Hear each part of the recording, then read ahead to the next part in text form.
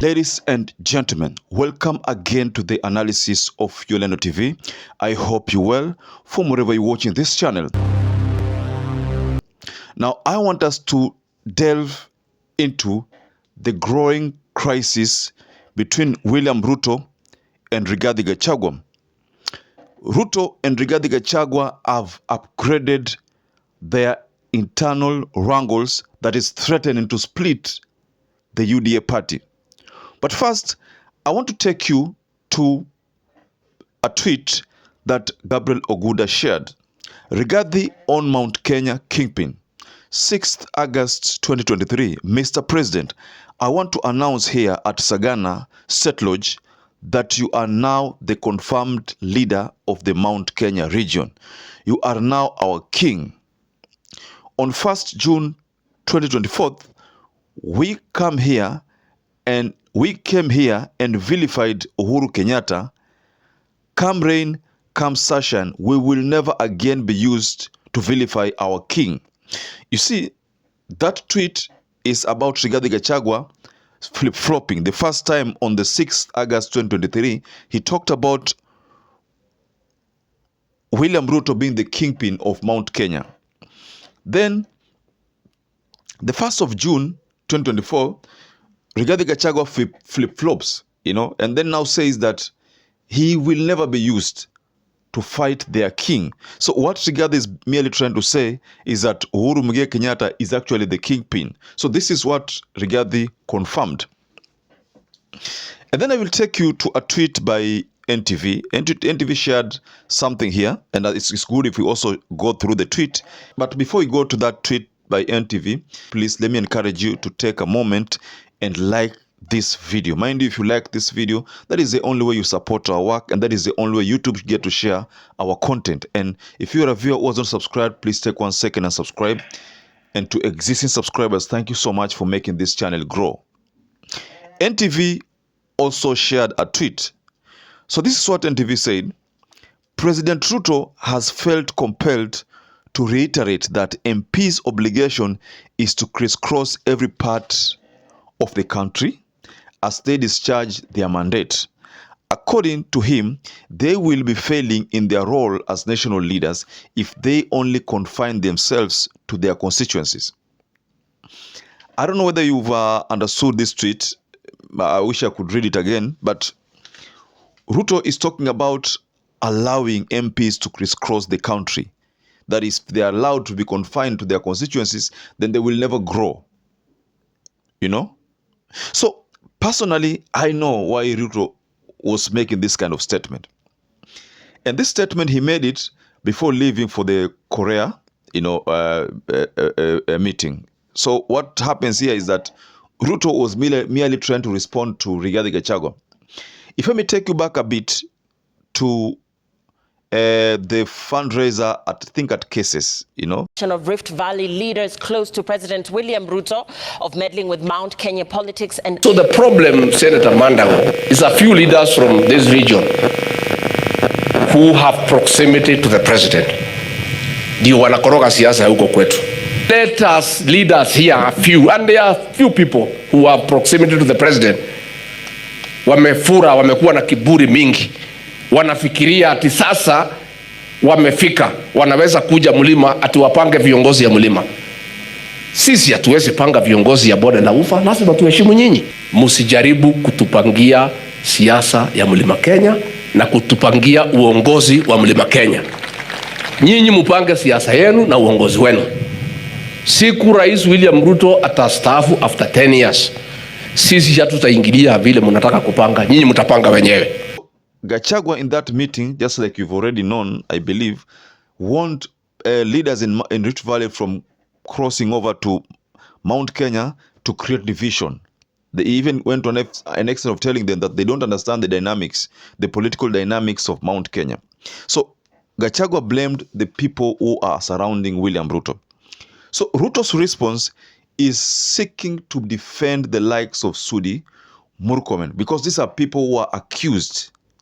You see, if you have been very keen, there are leaders who support William RUTO in Rift Valley. There are leaders who support Rigathi Gachagua. Most of the leaders who did not benefit directly from this regime are supporting Rigathi Gachagua. And most of those leaders who did not secure re-elections, they are now with Rigathi Gachagua. That's why you find that even in Mount Kenya, if Rigathi Gachagua continues with this momentum of building truce in Mount Kenya and trying to play a politics whereby he's supporting the people who are, who are defeated in the elections, supporting the likes of Uhuru Muigai Kenyatta, despite the fact that I know Uhuru Kenyatta cannot be on the same side with the Rigathi Gachagua anymore. Because politics, just like I told you, politics is a game of numbers.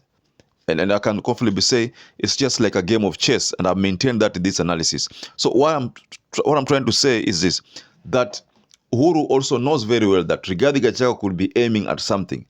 Most likely, Rigathi Gachagua has hit a snag. I mean, he can't, achieve his ambitions without Uhuru. That is one thing that he has realized. And he has also realized that he cannot achieve his ambitions being with William Ruto.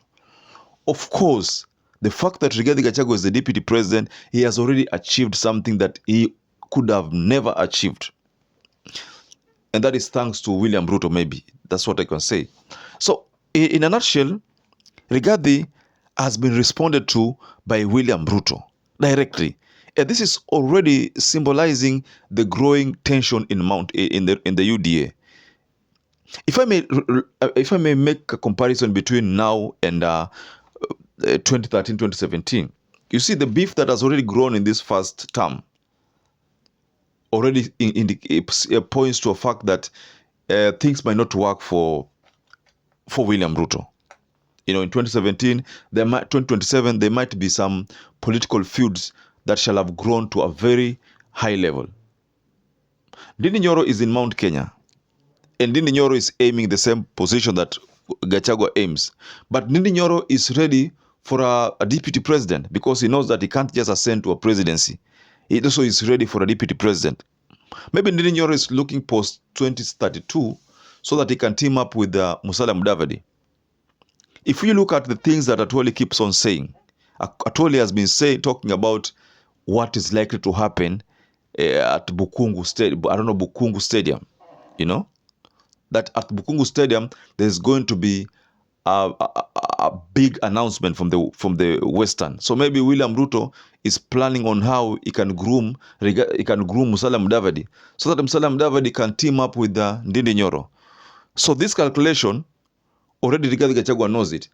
So that's why Rigathi Gachagua is now planning to team up with people like Moses Wetangula, people like Cherargei, Jonathan B. Those are some of the people who Rigathi Gachagua is aiming to work with.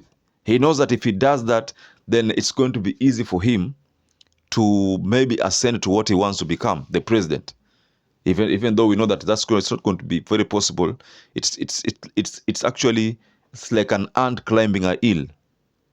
Whether that will happen and how it will happen, it is still something that people are yet to see. So Rigathi Gachagua knows that this political game plan is not working for him. And the fact that William Ruto responded and the way he responded, it has already indicated or pointed to the fact that William Ruto is defending the people who are surrounding him. And who are these people? One of them is Sudi. Anything that Sudi says, you must know that that thing that Sudi says is always with the blessing of William Ruto.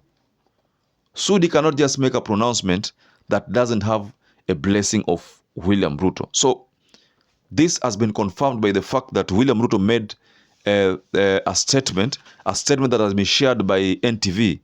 And let me just take this privilege of reading the statement again. NTV said in their X handle, President Ruto has felt compelled to reiterate that MP's obligation is to crisscross every part of the country so as they discharge their mandate. So according to them, they will be failing in their role as national leaders if they only confine themselves to their constituencies. That is what was said. So ladies and gentlemen, what do you make of this revelation by the team of William Ruto? Just go below the comment section and you can tell us what to think about it. So perhaps if you're watching this video and you're not subscribed, take 1 second and subscribe. like this video. So until you catch up again, stay safe and stay blessed.